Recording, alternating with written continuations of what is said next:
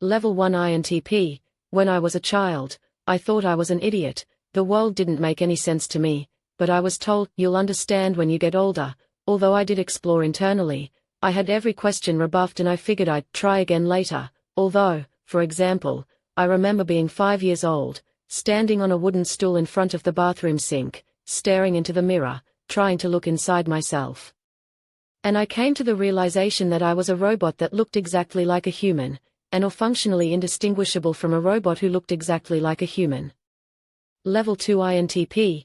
As I got older I thought there was some trove of knowledge that every adult knew and someday someone would clue me in. My family was highly religious, but their religion didn't make any sense to me. I would ask questions like, if God is all-powerful, why does it need worshippers? Especially when it doesn't say anywhere in the Bible that you have to go to church every Sunday, and stuff like that.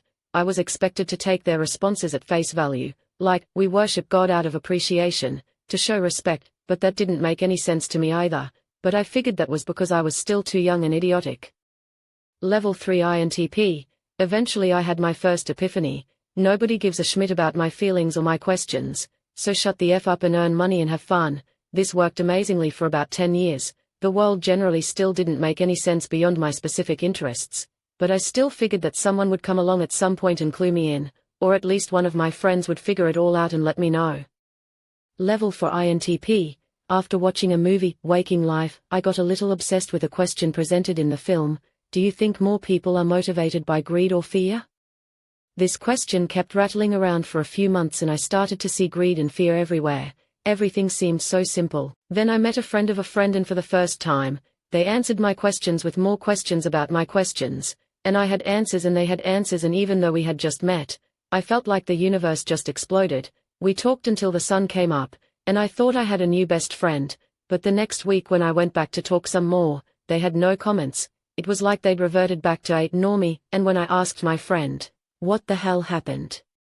They told me, oh, you just caught them when they were really drunk last time and they get really talkative when they are drunk. Anyway, a bunch of stuff happened after that.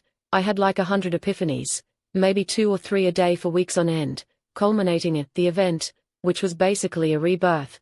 I now knew what was going on, finally. Level 5 INTP.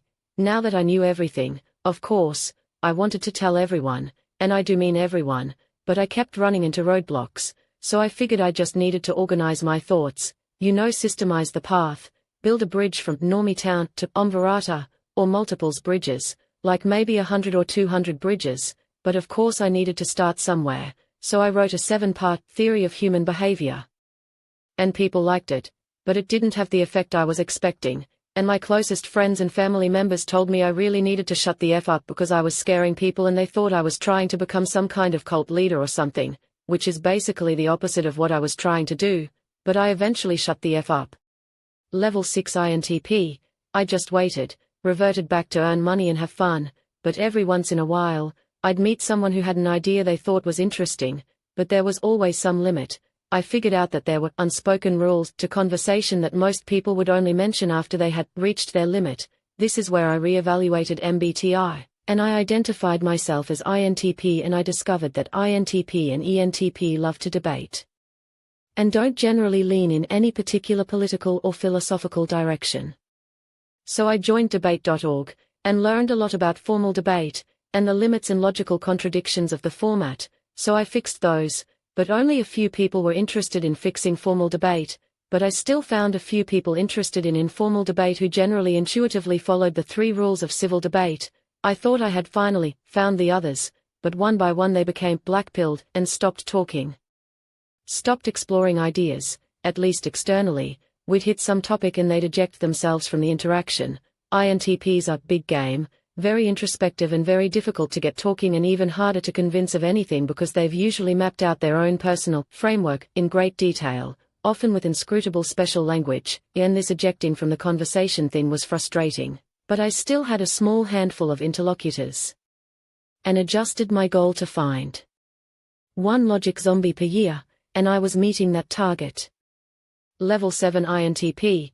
I figured out that mass communication, a book, a movie, a show, is never going to achieve what I'm looking for. At best you end up with a cult of personality, which might develop into a religion or a quasi-religion, and plenty of people have done that already and it doesn't work. I'm not the logic zombie, I'm simply a logic zombie. I have no unique or special abilities or talents or status of any kind, I just have an idea. So then I figured out that one-on-one communication is the only option here, and humans can only know, or only have even the slightest chance to know, maybe for people in their entire lifetime.